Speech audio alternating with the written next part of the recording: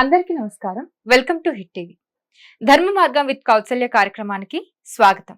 ఇవాల్టి మన కార్యక్రమంలో ఆధ్యాత్మికవేత్త ప్రొఫెసర్ ముల్లపూడి సత్యనారాయణ మూర్తి గారు మనతో పాటు ఉన్నారు. ఆయనతో మాట్లాడి మరిన్ని విషయాల్ని మనం తెలుసుకుందాం. నమస్తే గురుగారు. నమస్కారం అమ్మా కౌసల్య. ఎలా ఉన్నారు? బాగున్నానమ్మా. గురుగారు, ఇప్పుడు శివరాత్రి రాబోతుంది. సో శివరాత్రి రోజున ఉపవాసం ఎలా చేయాలి, జాగరణ ఎలా ఉండాలి, సో దీని గురించి మాకు కొన్ని వివరాలు చెప్తారా? తప్పకుండా. ఉపవాసంలో చాలా రకాలు ఉంటాయమ్మా. నక్త ఉపవాసం అని, నిర్జల ఉపవాసం అని ఉంటుంది. నిర్జల ఉపవాసం అంటే వితౌట్ టేకింగ్ వాటర్.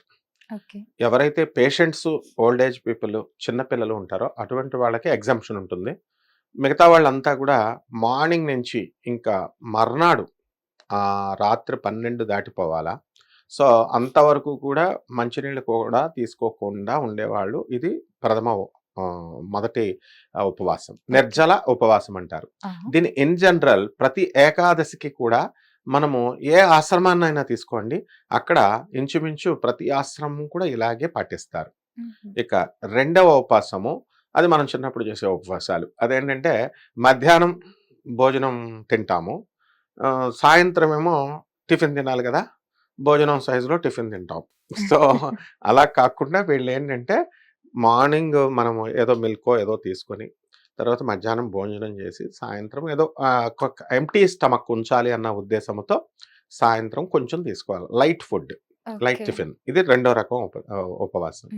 ఇక మూడవ రకం ఉపవాసం ఏంటంటే మార్నింగ్ నుంచి రాత్రి దాకా ముస్లిమ్స్ టైప్లో రోజా అంటారు వాళ్ళు.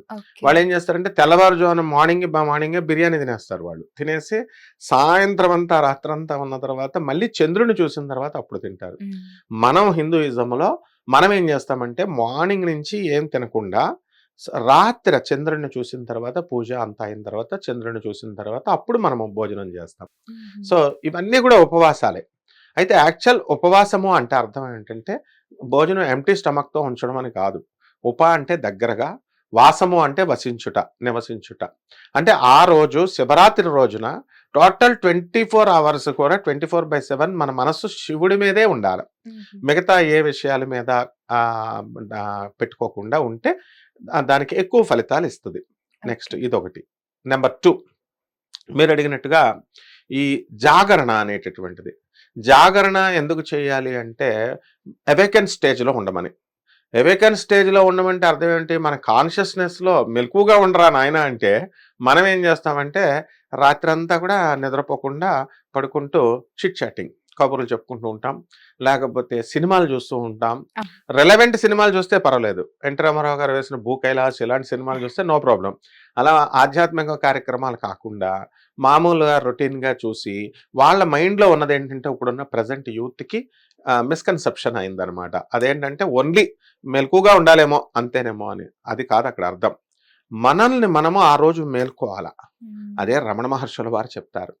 అరుణాచలంలో ఆ రమణ మహర్షుల ఆశ్రమంలో ఆయన ఏమంటారంటే నిన్ను నువ్వు తెలుసుకో.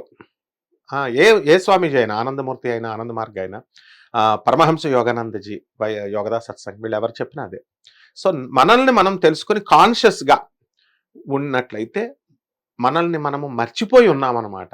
సో మనల్ని మనం we are no other than Lord Shiva, మన సోలే మనమే శివుడు.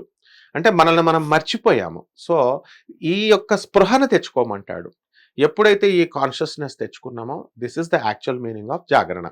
అయితే ఈ శివరాత్రి రోజున ఏంటంటే మన పురాణాలు, శివపురాణాలు ఏం చెప్తున్నాయంటే ఒక బోయవాడు ఒక వేటాడుతూ పులి తరుముకు వస్తుంది కాబట్టి చెట్టు ఎక్కుతాడు, అనుకోకుండా పైన పాము వచ్చింది, అందుకని నిద్ర వస్తుందేమో అని టైంపాస్కి మారేడు చెట్టు అయ్యింది లక్కీగా, ఆ చెట్టు ఆకులు కోసుకుంటూ క్రింద వేస్తున్నాడు. అక్కడ అనుకోకుండా ఆ భూమిలో గతంలో శివలింగం ఉంది, కప్పడిపోయింది. ఆ శివలింగం మీద పడ్డం వల్ల తెలిసి చేసిన తెలియక చేసిన పడ్డం వల్ల అతనికి మోక్షం లభించింది అని శాస్త్రాలు చెప్తున్నాయి, పురాణాలు. అందువలన మనం ఆ శివరాత్రి రోజున మనం ఏం చేయాలంటే ఓం నమః శివాయ అంటూ పరమేశ్వరుడికి నీళ్లు పోయడం, మారేడు ఆకుని ఒక ఆకుని తీసుకొచ్చి శివుడి మీద పెట్టడం, అలాగే మనము నైట్ అంతా కూడా శివనామస్మరణతో ఓం నమః శివాయ అనేటటువంటి శివనామస్మరణతో మనం చేసుకోవాలి. అయితే జనానికి తెలియని విషయం ఏంటంటే ఈ సింపుల్గా ఉంది కదా ఇది ఓం నమః శివాయ అంటే మంత్రము, ఇది నిజమైన ఫలితాలను ఇస్తుందా అని అనుకుంటారు. కానీ సాక్షాత్తు జగదేక వీరుడైనటువంటి అర్జునుడికి ఇంద్రకీలాద్రి పర్వతం పైన దుర్గామల్లేశ్వర స్వామి దేవస్థానం బెజవాడ కనకదుర్గమ్మ కొండపైన తపస్సు చేస్తే ఇదే మంత్రం చేశాడు ఆయన. ఇదే మంత్రం చేయడం వల్ల ఆయనకి ఏమొచ్చింది, సాక్షాత్ పరమేశ్వరుడి కైలాసం నుంచి వచ్చి ఇంద్రకీలాద్రి పర్వతం మీదే ధనుస్సుని ఇచ్చాడు, ఏదో పాశుపతాస్త్రాన్ని ఇచ్చాడు. సో ఇదే మంత్రంతో ధర్మరాజు ధర్మానికి ప్రతిరూపమయ్యాడు. ఇలా రామచంద్ర ప్రభు ఓం నమ శివాయ అనే మంత్రమే చేస్తాడు, అలాగే శివుడు రామ అనే మంత్రాన్నే చేస్తాడు. కాబట్టి ఈ రోజున కేవలము ఈ మంత్ర జపం చేసుకుంటే చాలా అత్యంత శక్తి వస్తుంది. అండ్ జనాలకు ముఖ్యంగా మనం చెప్పాల్సింది ఏంటంటే, శివరాత్రి రోజున పొలోమని అందరూ శివాలయాలకు మాత్రమే వెళ్తారు. యాజ్ ఇఫ్ విష్ణాలయాలు ఏదో వెళ్తే విష్ణుమూర్తి ఏదో వరాలు ఇవ్వడం అనుకుంటారు. చాలా తప్పు. అక్కడికి వెళ్ళడం, ఫ్లోటింగ్ అక్కడికి వెళ్ళడము, శివుడికి పరమేశ్వరుడికి విష్ణువుకి తేడా లేదమ్మా, ఇద్దరు ఒకటే. శివస్య హృదయం విష్ణు, విష్ణోశ్చ హృదయం శివ, శివాయ విష్ణు రూపాయ అని శాస్త్రాలే చెప్తున్నాయి. కాబట్టి మనం చాలా బిజీగా ఉంటాడు శివుడు. ఆ రోజు శివాలయానికి వెళ్తే శివుడు మనల్ని పట్టించుకోడు. బిజీగా ఉన్నప్పుడు మనం ఎంత బంధువైనా. విష్ణుమూర్తి ఖాళీగా ఉంటాడు, nobody are coming, so what is your problem, how are you Kausalya, అట్లా అడుగుతాడు అనమాట. సో ఎక్కువ వరాలు రావాలంటే ఆ రోజు విష్ణు దేవాలయాలకు వెళ్ళాలి. ఈ టెక్నిక్ మిస్ అవుతున్నారు.